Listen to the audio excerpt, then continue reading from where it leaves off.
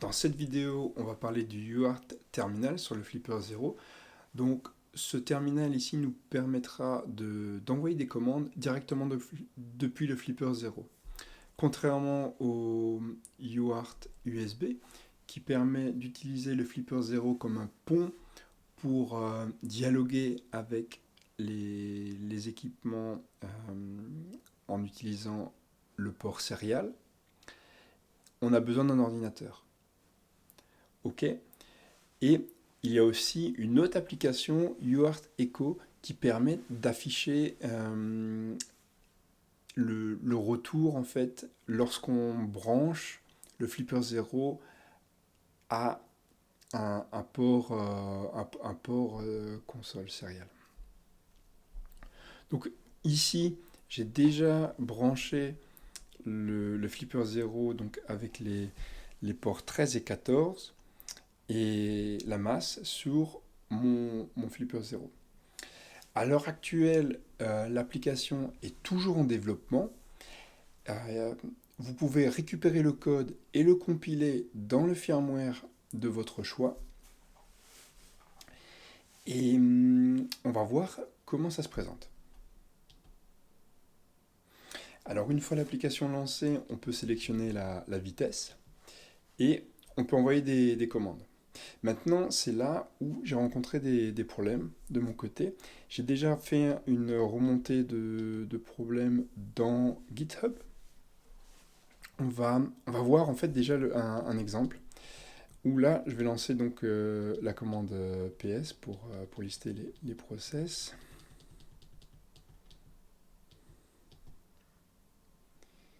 Ok.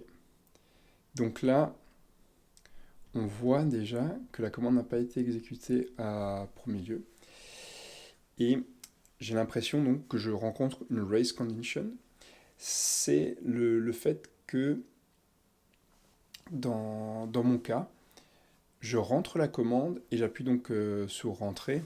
Ici, save, donc pour sauvegarder la commande que je souhaite envoyer. La touche entrée semble être exécutée avant ma commande. Et c'est notamment embêtant lorsque vous voulez vous connecter sur une interface serial. Dans son exemple, Cool for UMA, lui, ce qu'il a réalisé, en fait, c'est une connexion avec un petit routeur grand public, TP-Link.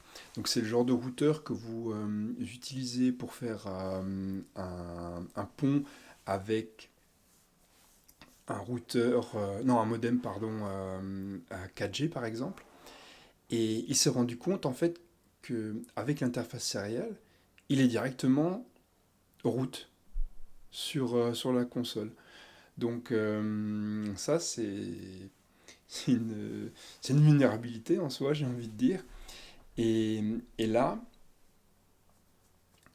moi, quand j'ai utilisé donc le Raspberry Pi avec les paramètres par défaut, tout en activant donc le mode UART sur le Raspberry Pi, je devais donc toujours me connecter avec l'utilisateur Pi par défaut.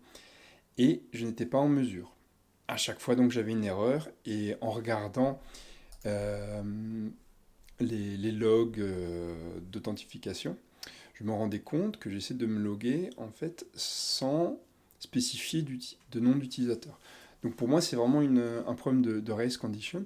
Maintenant c'est toujours en cours de développement et j'attends par la suite des, des améliorations. Je veux dire, le développeur est ouvert et à l'écoute et j'espère pouvoir l'aider en faisant de nouveaux tests.